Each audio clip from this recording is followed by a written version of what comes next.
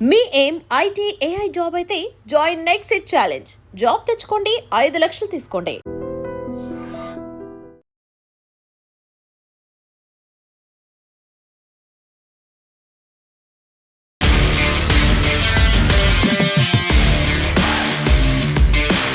నమస్తే, welcome to iDream weekend update with Kavitha. మనతో పాటుగా ఉన్నారు foundation for democratic reforms founder doctor Jayaprakash Narayan గారు. సార్ నమస్తే. సార్ నమస్తే కవిత. సార్, ఇప్పుడు మన దేశ రాజకీయాల గురించి మాట్లాడుకున్నప్పుడు బీహార్ ఎన్నికల సమయంలో అక్కడ జరుగుతున్నటువంటి క్యాంపెయిన్లో ప్రధానంగా వినిపిస్తోంది ఓట్ చోరీ, ఓట్ అధికార్ యాత్ర, మార్చులు కూడా చేస్తూ వస్తున్నారు. సార్, గతంలో చాలాసార్లు మీరు మాట్లాడారు దొంగ ఓట్లకి సంబంధించి, అవకతవకలకు సంబంధించి రావాల్సినటువంటి మార్పుల గురించి. ఇప్పుడు ఎందుకు కేవలం బీహార్ ఎన్నికల్లో ఎజెండాగా మాత్రమే ఓట్ చోరీ అనేటువంటి అంశం కనిపిస్తోందంటారు? ఒక విషయం నేను చాలా స్పష్టంగా చెప్పాలి కవిత. మన ఓటర్ లిస్టులో తప్పులు ఉన్నాయి. ఈ మాట మొట్టమొదటి బయటపెట్టింది 1999లో లోక్సత్తా. ఆనాడు గ్రామీణ ప్రాంతాల్లో దాదాపు 10-12% పొరపాట్లు ఉన్నాయి. పొరపాట్లు అంటే ఇవన్నీ కూడా మోసం కాదు, అయితే ఉండవలసిన పేరు లేదు, అర్హత ఉన్న పేరు లేదు, లేకపోతే తీసేయవలసిన పేరు తీసేయలేదు, చనిపోయిన వాళ్ళు కానీ ఊరి నుంచి వెళ్ళిపోయిన వాళ్ళు కానీ. ఇవన్నీ కలిపితే 10-12% ఆనాడు బయటపడ్డాయి. పట్టణ ప్రాంతాలు 45%గా ఉన్నాయి.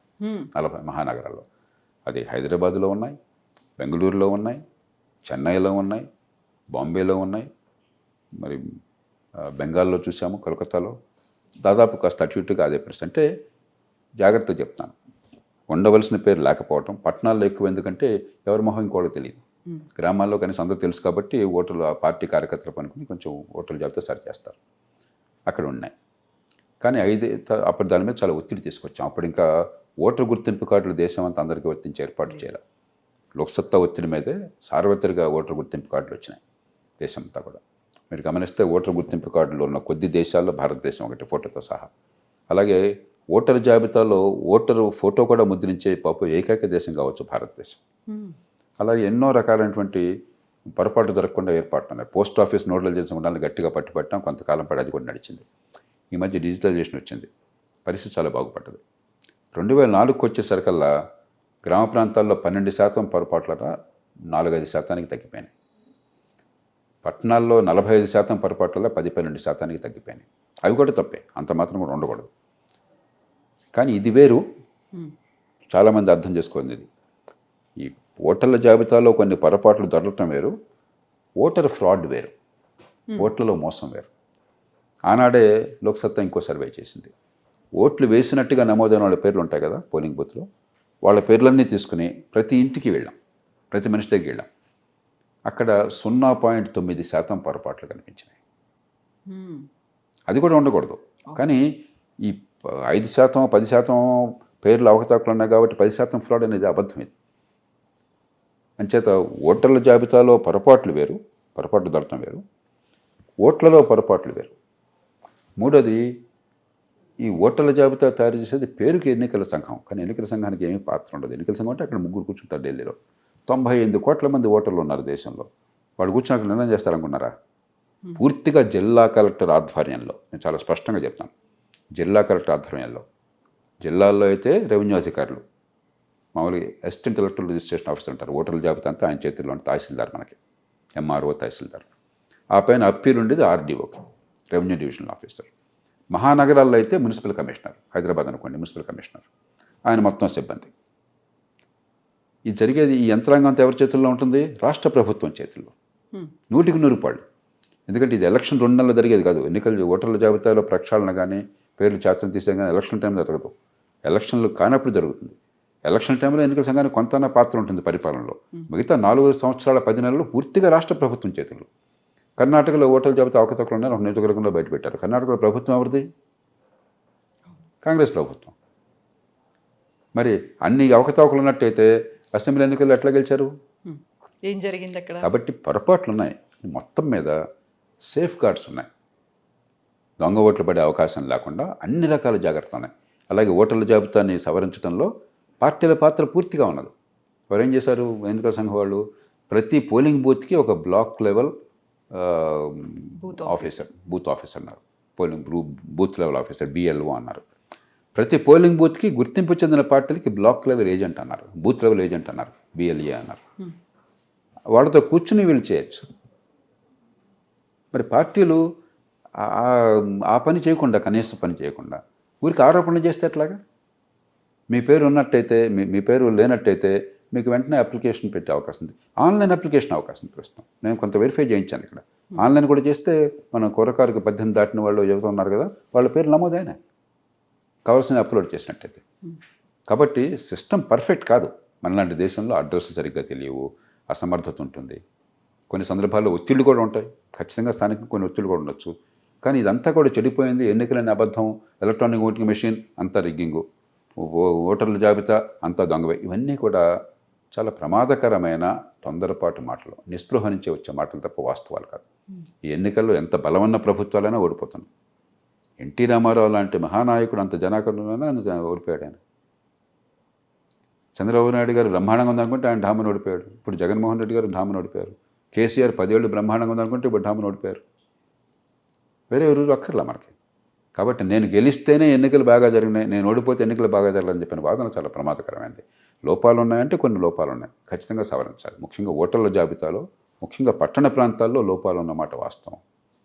దానికి అందుకే చాలా కాలం నుంచి అలాంటి వాళ్ళని పోరాడుతుంది. ఎక్కడికక్కడ పోస్ట్ ఆఫీస్ నోడల్ ఏజెన్సీకి జరిగింది. పోస్ట్ ఆఫీస్ అందరూ నమ్ముతారు. మిగతా గవర్నమెంట్ ఆఫీస్ వేరు, పోస్ట్ ఆఫీస్ వేరు. సంస్కృతి ఎలాంటిదంటే పార్టీలకు అతీతంగా ప్రతి పౌరుడు కూడా భయపడకుండా, ఆందోళన లేకుండా వెళ్ళే ఆఫీస్ పోస్ట్ ఆఫీస్ ఒక్కటే గవర్నమెంట్లో. దాన్ని నోడల్ ఏజెన్సీ చేయండి. అలాగే ఓటర్ల జాబితా మీకు క్లిక్ చేస్తే మీకు ప్రీవేళ దొరుకుతుంది. మీరు ఆ కంప్యూటర్కి ఆన్లైన్కి వెళ్తే మీకు ఓటర్ల జాబితా మీకు క్షణంలో మొత్తం యాక్సెస్ చేయొచ్చు. మీరు అంచేత మరింత పారదర్శకంగా చేద్దాం, పద్ధతులను బాగు చేద్దాం. అంతేగాని ఇదంతా కుళ్ళిపోయింది అన్నది పూర్తిగా వాస్తవం. దాదాపుగా 2 లక్షల మంది ఓటర్లు మా పేరుని మీరు ఓటర్ల లిస్టులోంచి తీసేయండి అనేటువంటి ఒక ఆర్గ్యుమెంట్ కూడా చేస్తున్నారు. 2-3 చోట్ల ఉన్నాయి అనేది ఇది ఒక ఉద్యమం. అంటే మా పేరు ఓటర్ లిస్టులో ఉండాలని కోరుకునే వాళ్ళతో పాటుగా తీసేయండి అని చెప్పడం కూడా ఇది ఒక ఏమవుతుందంటే, కొత్త చోటుకి వెళ్తే అక్కడ ఓటర్లు నమోదు అవడం కోసం ప్రయత్నం చేస్తాం, కానీ పాత చోట పేరు తీసేయాలని ప్రయత్నం చేయం. 2-3 చోట్ల ఉంటుంది. అందుకే మీరు తెలంగాణలో చూస్తే 3,98,00,000 జనాభా ఉంటే 3,35,00,000 ఓటర్లు ఉన్నారు. ఏ రకంగానూ సాధ్యం కాదు. 18 ఏళ్ల లోబడినటువంటి జనాభా కనీసం మనకు 30-31% ఉంటుంది, 27-28% అన్న ఉంటుంది. అంటే దాదాపుగా ఒక 40-50 లక్షల ఓట్లు, 30-40 లక్షల ఓట్లు ఎక్కువ ఉన్నాయి తెలంగాణలో. కర్ణాటకలో 50 లక్షల ఓట్లు ఎక్కువ ఉన్నాయి. మనకి జనాభా తెలుసు మొత్తం మీద, 18 ఏళ్ల లోపల వాళ్ళ శాతం తెలుసు. ఈ రకంగా లెక్కేస్తే కొన్ని రాష్ట్రాల్లో ఉండవలసిన ఓట్ల కంటే ఎక్కువ ఓట్లు ఉంది, దాదాపు 8%, 10% ఉన్నాయి. అవి పట్టణ ప్రాంతాల్లో మరింత ఎక్కువ ఉంటాయి, గ్రామాల్లో అంత ఎక్కువ ఉండవు. గ్రామాల్లో అందరూ ఒకరు కూడా తెలుసు కాబట్టి. దీని ప్రధాన కారణం ఏంటంటే నిర్లక్ష్యం. ఆ పేరుని చేర్చడంలో ఉన్న శ్రద్ధ తీసేయటంలో లేదు. కానీ దానివల్ల పెద్ద ప్రమాదం జరుగుతుందని నేను అనుకోవట్లేదు. ఎందుకంటే మనకి చాలా అన్ని రకాలైన భద్రతా ఏర్పాట్లు అనేది ఖచ్చితంగా అనవసరమైన పేరు తీసేయాలి, నేను వద్దంటలా. కానీ దానివల్ల ఎన్నికలేమి గందరగోళం కావట్లా. మీకు ఓటర్ గుర్తింపు కార్డు కావాలి, అక్కడ పోలింగ్ ఏజెంట్ ఉంటాడు, తర్వాత మీకు ఈ మార్క్ వేస్తారు, ఇండెలిబుల్ మార్కు. అక్కడక్కడ అడపదడప చిన్న చిన్న పొరపాటు జరగచ్చు, కానీ మొత్తం మీద ఎన్నికల్లో అవకతవకలకు పెద్ద అవకాశం లేదు. కానీ ఓటర్ల జాబితా మాత్రం ప్రక్షాళన చేయడం అవసరం. ఇప్పుడు 30 ఏళ్ల క్రితమే నేను గట్టిగా దాని గురించి మాట్లాడాను. మొట్టమొదటి దేశంలో సర్వేలు చేసి ఎన్నికల సంఘం మీద దండెత్తిన వాడిని నేను. కానీ ఈ రకంగా కాదు, నాకు పద్ధతిగా నిర్మాణాత్మకంగా చేయాలి తప్ప నేను ఓడిపోయాను కాబట్టి ఆక్రోశంతో చేయడం మంచిది కాదు. ఎన్నికల వ్యవస్థ మొత్తాన్ని కూడా మనం నాశనం చేయడం మంచిది కాదు. మనకి దేశంలో ఇన్నేళ్లుగా ప్రజాస్వామ్యం నిలబడింది అని చెప్పంటే ఇందిరాగాంధీ మహానాయకురాలు దాదాపు నియంతృత్వం ఉన్నప్పుడు కూడా, ఎమర్జెన్సీ వచ్చినప్పుడు కూడా ఆ ప్రభుత్వాన్ని ప్రజలు ఓడించగలిగారు. ఎన్నికల్లో మరి అధికారంలో ఉన్న పార్టీ ఎన్నికలు తారుమారు చేయగలిగితే ఈ దేశంలో ప్రభుత్వాలు మారే కాదు. మొన్న ఎన్నికల్లో నరేంద్ర మోదీ బ్రహ్మాండంగా ఉందనుకుంటే ఆయనకి మెజారిటీ కూడా రాలి ఆయన పార్టీకి ఒంటరిగా. నిజంగా రిగ్గింగ్ చేసుకునే పరుస్తున్నట్లయితే మెజారిటీ తెచ్చుకోకుండా ఉంటారా? కాబట్టి ఇవన్నీ ఈ మధ్యకాలంలో కొంతమంది నాయకులు సంయమనాన్ని కోల్పోతున్నారు. ఇది చాలా ప్రమాదకరం దేశానికి. వ్యవస్థలో ఉన్న పొరపాటు సరిదిద్దాలను కోరడం వేరు, వ్యవస్థ కుప్పకూలిపోయింది, వ్యవస్థ లేదు, దీనికి అసలు నైతికత లేదని వాదించడం వేరు. ఈ రెండింటికి మధ్య చాలా తేడా ఉంది. గెలుస్తామని చాలా కాన్ఫిడెన్స్ ఉంది, కాకపోతే ఓటమి అనేది ఎదురైంది. ఆ టైంలో వినిపించేటువంటి 2 మాటలు దొంగ ఓట్లు ఉన్నాయి, లేకపోతే అక్కడ ఈవీఎంలని హ్యాక్ చేశారు అనేది. ప్రతిసారి ఓటమి అనగానే ఇవే ఎందుకు? మీరు అన్నది చాలా కరెక్ట్. ఇప్పుడు 3 ఉదాహరణలు చెప్తాను నేను. ఆంధ్రప్రదేశ్లో చంద్రబాబు నాయుడు గారు 2004 ఎన్నికల్లో ఆయన ప్రభుత్వం ఓడిపోయింది. ఆయన వెంటనే ఈవీఎంలో ఏదో పొరపాటు జరిగిందని కోర్టుకు వెళ్ళారు. తమిళనాడులో జయలలిత గారి ప్రభుత్వం పోయింది ఎన్నికల్లో. వెంటనే ఆవిడ కొట్టాడు ఈవీఎంలో దాని ఎత్తు. అమరీందర్ సింగ్ పంజాబ్లో ముఖ్యమంత్రి ఉండగా గతంలో ఆయన ప్రభుత్వం ఓడిపోయింది. ఆయన మళ్ళీ ఈవీఎం మీద కొట్టుకెళ్ళాడు. అంటే ఓడిపోగానే ఈవీఎంలో మరొకటి గుర్తుకొస్తాయి. వాళ్ళు అదే ముగ్గురు కూడా తర్వాత ఎన్నికల్లో డంక బజాయించి గెలిచారు అదే ఈవీఎంలతో. ఇంతకంటే వేరే ఉదాహరణ అక్కర్లా.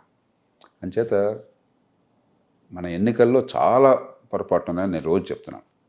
30 కోట్లు మీరు ఖర్చు పెట్టి అసెంబ్లీ ఎన్నికకి డబ్బులందరికీ విస్తృతంగా పంచి ఆ డబ్బులు పంచకపోతే ఎన్నికల్లో పోటీ లేనట్టుగా ఉంటే ఎన్నికలు బాగున్నాయంటామా? ఖచ్చితంగా ప్రజాస్వామ్యంలో తీవ్ర లోపం అది.